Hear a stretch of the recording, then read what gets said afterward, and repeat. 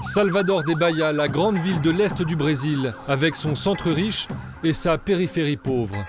Nous sommes en patrouille avec des policiers militaires dans le quartier du Nordeste, un quartier à l'écart de la société où ils ne sont pas les bienvenus. C'est ancré dans la tête des gens que les policiers militaires ne valent rien, qu'on est des mauvaises personnes. Oui, ils pensent qu'on est ici pour tuer les gens. Au Brésil, ce sont les policiers militaires, les PM, qui sont chargés de la sécurité sur le terrain.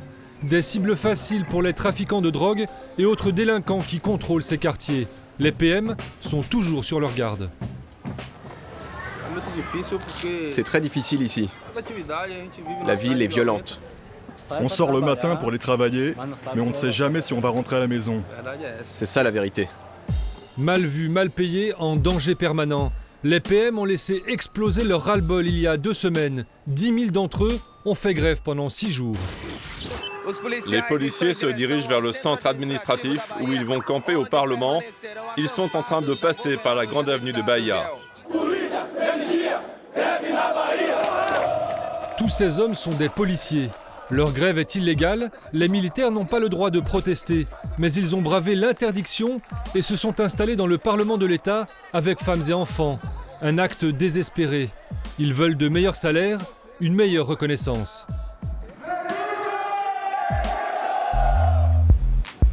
Voici le capitaine Tadeo, député de l'État et policier militaire en même temps. Ici, il y avait les leaders de la grève. C'est lui qui a été choisi comme médiateur entre les autorités et les grévistes. Et ici, un peu partout, il y avait d'autres policiers. Ils ont filmé eux-mêmes leur occupation. La présidente de la République nous a traités de voyous. Écoutez, de toute façon, aucune décision ne se prendra sans en discuter ici. Mais pour l'instant, tout est bloqué, c'est tout. Les jours passent, les négociations sont au point mort. Et pendant ce temps-là, dans Bahia, déserté par les policiers, les rues se sont embrasées. La grève de la police a transformé Salvador en chaos. La ville a été envahie par des vandales qui ont tout pillé, tout saccagé. Jessica était là quand tout a commencé. Elle et sa famille ont réussi à vider leur magasin de vêtements juste avant le début du pillage. D'autres n'en ont pas eu le temps. Ce magasin a été attaqué, mais ils n'ont pas tout emporté. C'était très confus. Il y avait plein de gens, ils tombaient, ils criaient, ils disaient « prends ci, prends ça ». Je suis restée 2 jours sans sortir de chez moi. Le chaos ne s'est pas arrêté là. Cette semaine de grève a aussi fait des dizaines de morts. Baissez-vous, baissez-vous! Le nombre habituel d'homicides a doublé. 136 assassinats, parfois commentés en direct par des journalistes en gilet pare-balles. Il est encore vivant. Qui a fait ça? J'ai pas vu. Où est la police? Où est la police?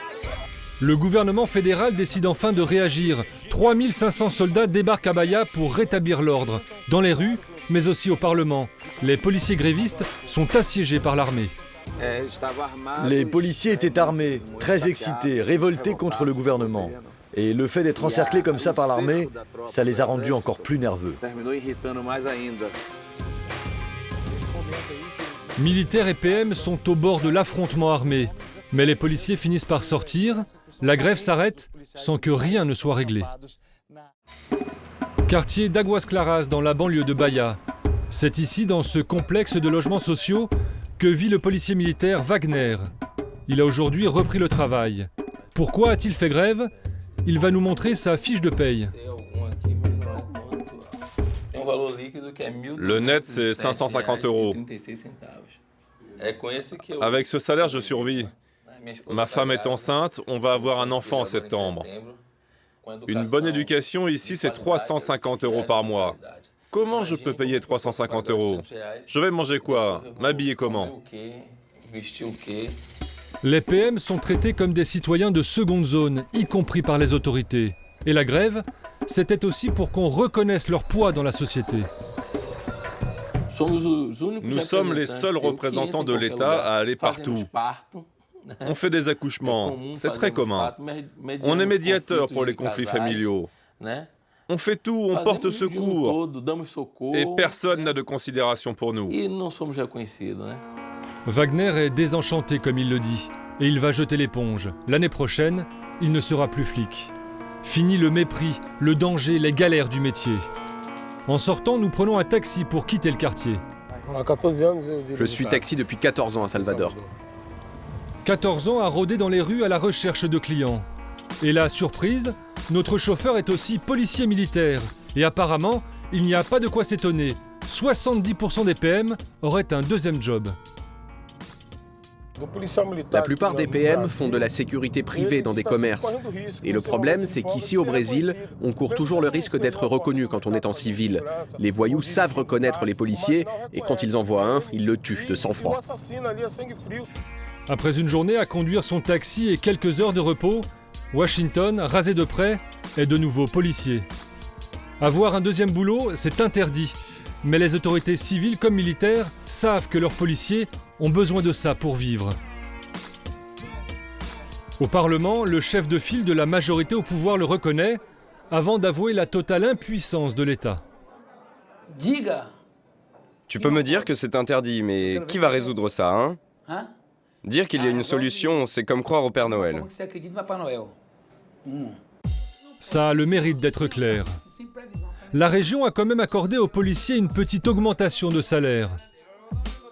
Avec l'appui du gouvernement fédéral qui n'avait qu'une peur, que la grève gagne tout le pays quelques jours avant le début du carnaval, l'événement le plus important et le plus populaire du Brésil.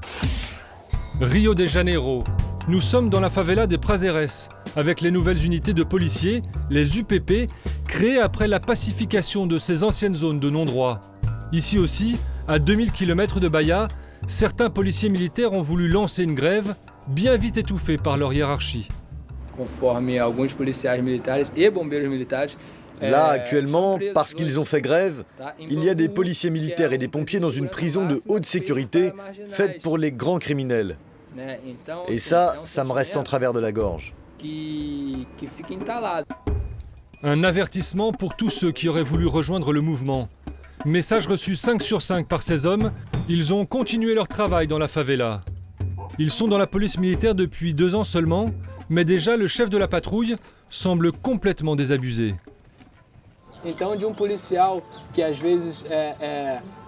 Les policiers qui acceptent quelquefois un pot de vin, on peut les comprendre. C'est illégal? Oui. Est-ce qu'ils doivent être punis pour ça? Oui. Mais on peut les comprendre. C'est illégal, mais si on analyse ce qu'ils vivent, on peut comprendre.